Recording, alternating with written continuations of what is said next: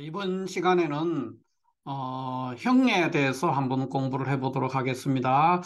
자, 형은 명리에서 형이라는 것은 종종 이제 형살 이렇게도 표현을 합니다. 그러니까 형이나 형살 이렇게 혼용돼서 용어를 쓰는데 뭐 이 용어는 뭐라고 얘기해도 큰 문제가 없습니다. 어쨌든 이 형이라는 것은 우리가 보통 형법이라든가 뭐 형벌 이렇게 할 때 하고 같은 형자입니다. 그러나 그 그러니까 형한다는 형인데 형벌 형자인데 이 형은 우리가 법에서 말하는 형벌 이런 거, 그러니까 우리가 벌금을 내거나 징역을 살거나 어떤 그런 구금이 되거나 하는 그런 일들, 그러한 우리가 법에서만 형법 같은 데서 말하는 형벌, 그 형벌보다 이 명리에서 형은 굉장히 범위가 광범위하다 이렇게 말할 수가 있죠.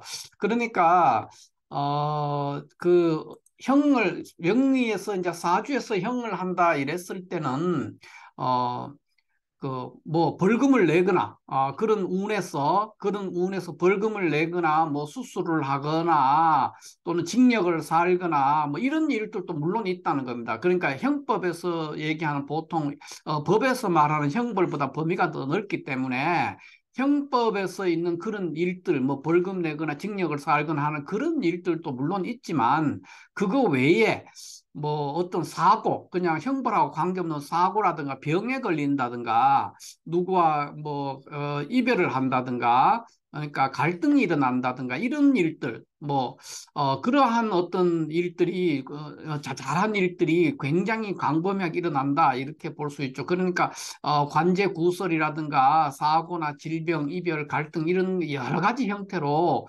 일어난다는 겁니다. 명리에서 형벌. 그래서 이 명리에서 형벌은 형법이나 보통 형벌적인 의미를 갖는 뭐 벌금이나 징역보다 굉장히 더 넓은 범위가 되는 겁니다. 그러니까 뭐, 마음고생을 한다든가 이런 것들도 다 명리에서는 형으로 들어가죠. 그렇기 때문에 이 형의 범위가 굉장히 넓고 광범위하게 일어나게 되는 겁니다. 그 현상이.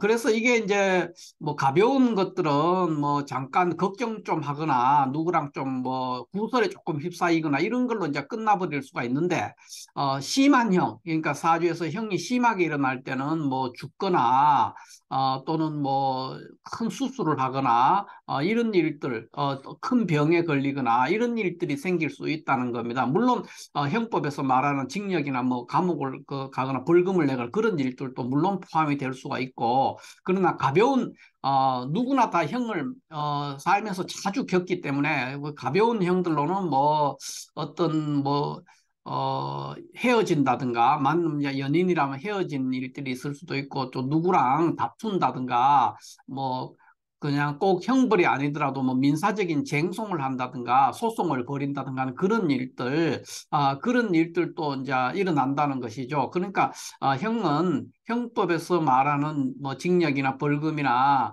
이런 것들보다 굉장히 범위가 넓고 사소한 마음속에 일어나는 어떤 갈등이나 마음의 어떤 고생 이런 것들도 마음속의 어떤 괴로움 이런 것들도 다 명리에서는 하나의 형으로 간주가 된다 이렇게 이해를 해야 됩니다.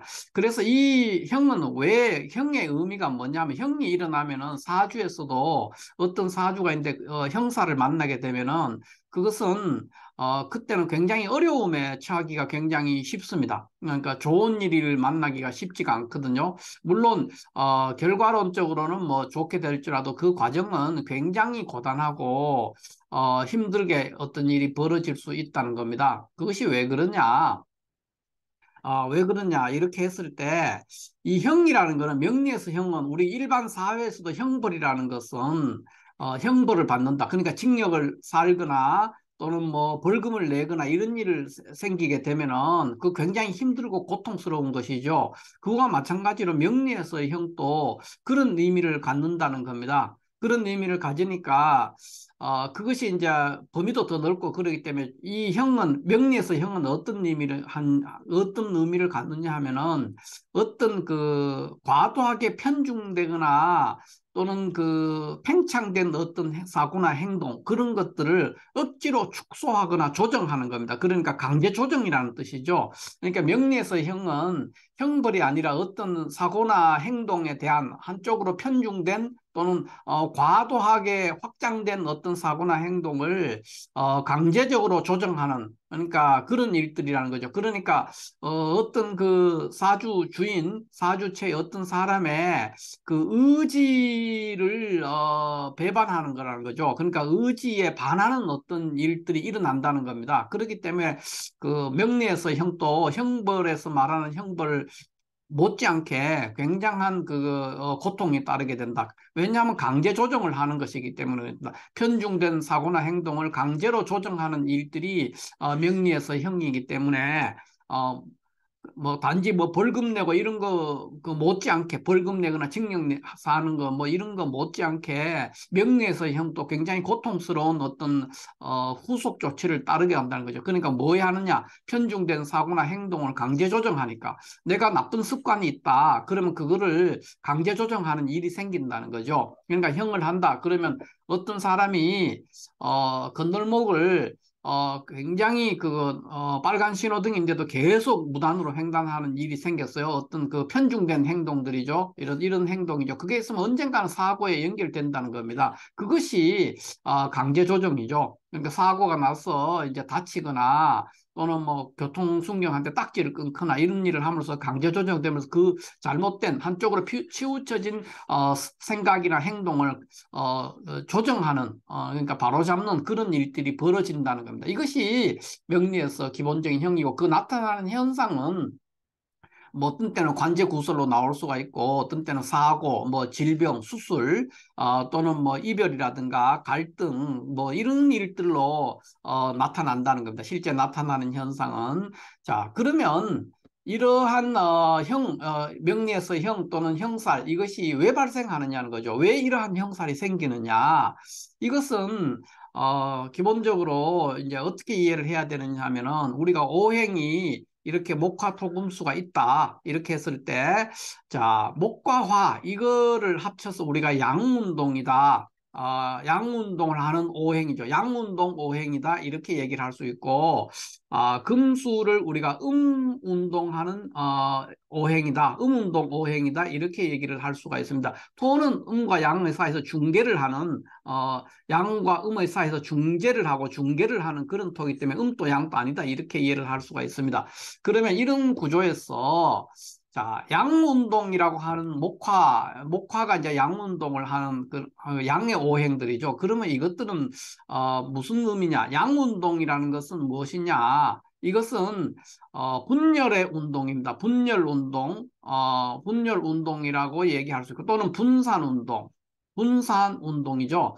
분열 운동이고 분산 운동이고 이것은 궁극적으로 어떤 일을 갖느냐 그러면은 이게 계속 진행이 되면은 그 분열 운동이고 분산 운동이고 뭐 하나 더 하고 팽창 운동이죠. 양 운동이라는 거는 분열 운동이고 분산 운동이고 팽창 운동인데 이것이 이제 과도하게 되면은 이 과정은 양 운동을 한다는 것은 만물이 무형화가 돼 가는 과정, 무형화의 과정이라는 겁니다.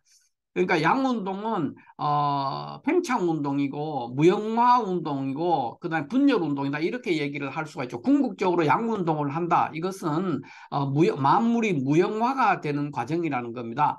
그러니까 어떤 뭐 방 안에 또는 이런 방 안에 이런 공기가 있다 이러면 이 방 안에 공기가 계속해서 열을 가해가지고 온도가 실내 온도가 올라가면은 마지막에 방 안의 공기는 진공의 상태로 빠질 수 있다는 거죠. 그러니까 과도한 팽창 운동, 과도한 분열 운동이 일어나게 되면은 만물이 무형화돼서 이 세상에 어떤 것도 존재할 수 없게 되는 그런 과정이 양운동이라는 겁니다. 그러니까 오행이 조화를 잃고 양운동이 극대화됐다. 그렇게 돼버리면은 만물이 결국은 무형화가 되는 과정이 되기 때문에 결국은 만물이 존속할 수 없기 때문에 그 과도하게 팽창되는 양운동 그거를 응축시키고 수축시킬 필요가 있는 것이죠. 여기서 형이 발생한다는 겁니다.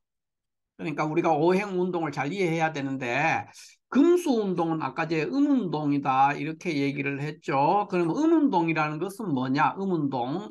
음운동 한다는 것은 응축하는 운동입니다. 응축 운동. 응축 운동이고 통일 운동이죠. 양 운동이 분산 운동이고 분열 운동이라면 그리고 팽창 운동이다. 양 운동은 팽창 운동이다. 이렇게 얘기하고 분산 운동이고 분열 운동인데 운동은 응축하는 운동이고 통일하는 운동입니다. 그렇게 되니까 이것은 그 팽창하는 성질과는 굉장히 내용이 다르게 되죠. 그러니까 이것은 운동이 극대화됐을 때 이거는 뭐냐면 유형화가 되는 과정이라는 거죠. 운동이라는 것은 다르게 말하면 유형화 과정이다. 양운동은 뭐냐? 양운동은 뭐냐? 그럼 팽창운동이니까 궁극적으로는 무형화가 되는 과정이라는 거죠. 이것은 무형화 과정에 놓인다. 그러니까 양운동이 궁극적으로 주장해서 무한히 양운동이 확산된다면 만물은 무형화가 될 것이다. 그리고 음운동이 과도하게 팽창된 진행이 된다면 응축과 통일운동이 일어나서 과도한 유형화 과정을 거치게 됩니다. 그러나 이것은 견고하고 딱딱해지는 과정이죠. 물론 양운동과 음운동이 하나만 있게 되면 만물이 존속할 수 없게 되는데 당장에 이 양운동이라는 것은 결국은 과도한 팽창으로 인해서 무형화가 돼서 만물이 존속할 수 없게 되는데 궁극적으로 역할을 하게 되기 때문에 이 양운동의 과도한 팽창을 조정할 필요가 있다는 겁니다. 오행운동 중에서 그래서 그 양운동의 과도한 팽창을 막기 위해서 형이라는 이런 어떤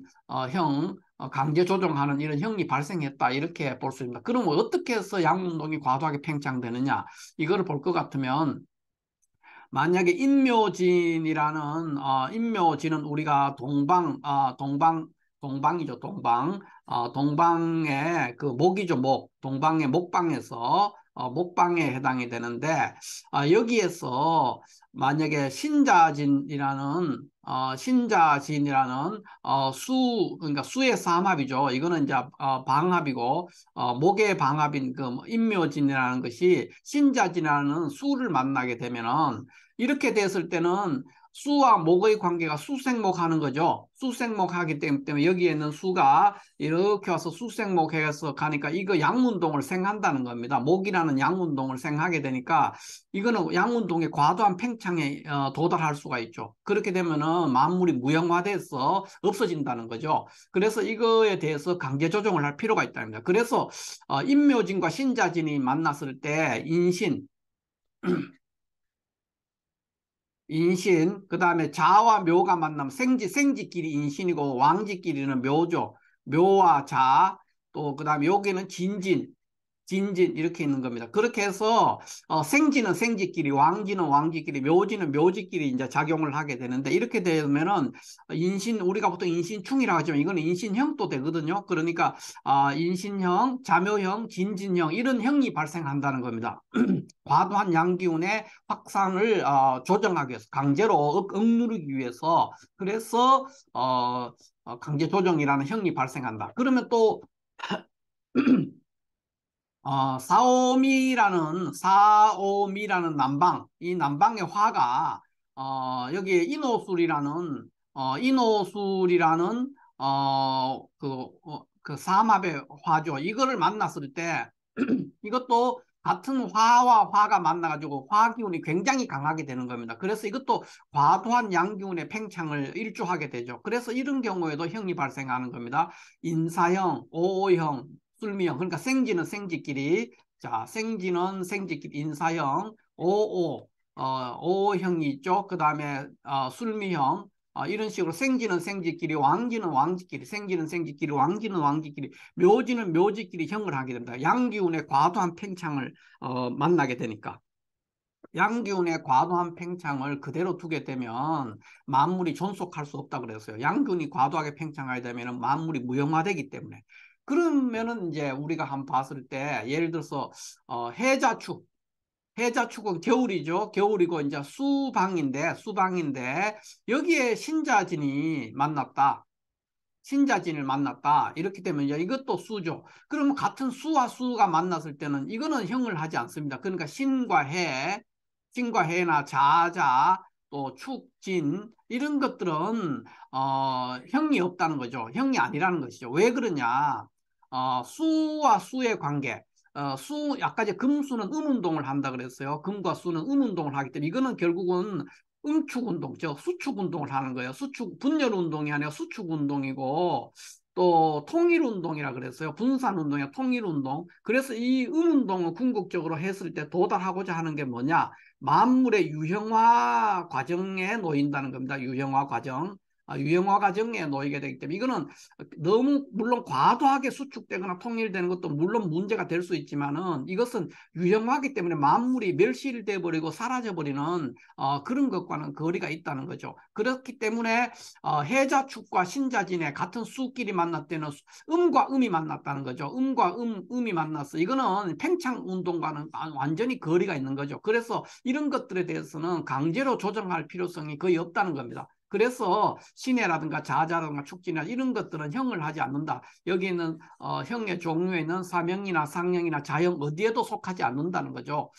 이렇게 형벌이 생기는 이유는 양기운의 과도한 팽창으로 인해서 그것을 강제 조정하기 위해서 형이 발생하고 있다. 이렇게 이해를 하면 되겠습니다. 왜냐? 양기운의 과도한 팽창을 그대로 두게 되면은 만물이 지나치게 팽창돼서 무형화가 된다는 거죠. 궁극적으로. 그래 되면은 만물이 존속할 수 없게 되니까 그것에 대해서 강제 조정을 하니까 강제 조정을 할 때는 우리 일상생활에서는 어떻게 나타나냐면 이런 것들로 나타난다는 겁니다. 그러니까 관제, 사고, 질병, 이별, 갈등 이런 일들로 나타난다. 그리고 그것을 강제 조정하는 거기 때문에 형을 운에서 만나거나 원사주 형을 하게 되면 굉장히 고통스럽죠. 강제로 뭔가를 조정을 해야 되는 상황이니까 그런 어려움이 있다. 이게 또 형의 특징이다. 이렇게 이해를 하면 될 것 같습니다.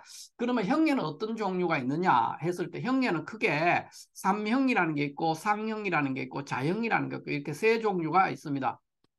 그래서 삼형이라는 거는 이제 인사신과 축술미가 대표적인 건데 인사신의 형을 했을 때 우리가 이제 지세지형이다. 축술미를 무운지형하는데 어떤 경우에 따라서는 뭐 그 고서에서도 그러고 이것들에서 위치가 그러니까 인사신이 무운지형이다. 인사신이 무운지형에 해당이 되고 축술미가 지세지형이다. 이렇게 설명하는 책들도 고서에도 있고 현대에도 그렇게 돼서 이건 다소 혼란스러운 면이 있습니다만 어느 쪽을 믿더라도 큰 문제가 없습니다. 어쨌든 형이니까 인사신이든 축술미든 우리가 느끼는 형은 큰 차이가 없고 다 이러한 그 관제나 사고나 질병, 이별, 갈등 현실에서는 이런 것들로 부닥치기 때문에 뭐 크게 이걸 뭐 지세지형이나 무운지형 이렇게 구분 안 해도 되기 때문에 여기서는 그냥 인사신은 지세지형이고 축술미는 무운지형이다 이렇게 얘기를 합니다. 그러니까 지세지형이라는 게 뭐냐?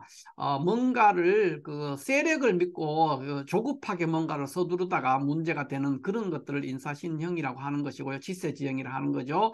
그 다음에 축술미라는 것은 이제 은혜를 저버리는 그런 행동을 한다. 그런 것들로 그런 행동으로 인한 어떤 강제 조정이 일어난다. 그게 축술미다. 이렇게 이해를 할 수가 있겠습니다. 그 외에 이제 상형이라는 게 이제 서로 형한다 이런 뜻입니다. 그래서 이 상형은 딱 하나뿐인데 자묘형입니다. 그래서 이거를 우리가 물의 지형이다. 그러니까 예의를 저버리는 어떤 행동을 한다. 그래서 자묘형이니까 인사신이나 축술미보다는 훨씬 더 형의 강도가 아주 낮죠. 낮은 형태의 형이 일어난다 이렇게 볼 수가 있고 그 다음에는 이제 자형 그러니까 같은 글자가 이렇게 두 개 있으면 진진오유유해 라는 요런 것들이 나란히 사주에 붙어 있으면 이것은 이제 자형이라고 해요. 이 자형도 그래서 아까 양기운의 과도한 팽창의 결과물이죠. 그래서 뭐 이게 뭐였든 간에 이러한 모든 삼형이든 삼형이든 상형이든 자형이든 이런 것들이 생기면 우리는 어떤 느낌을 받느냐 했을 때 이런 현상들을 그 강도의 높고 낮음의 차이는 있겠지만은 관제라든가 사고라든가 질병, 이별, 갈등, 뭐 실질적으로 뭐 징역을 살 수도 있고 감방에 갈 수도 있고 죽을 수도 있고 그런 일들로 우리가 경험을 하게 된다. 이렇게 이해를 하면 될 것 같습니다. 자, 이렇게 해서 오늘은 형 또는 형살에 대해서 간략하게 한번 알아봤습니다. 감사합니다.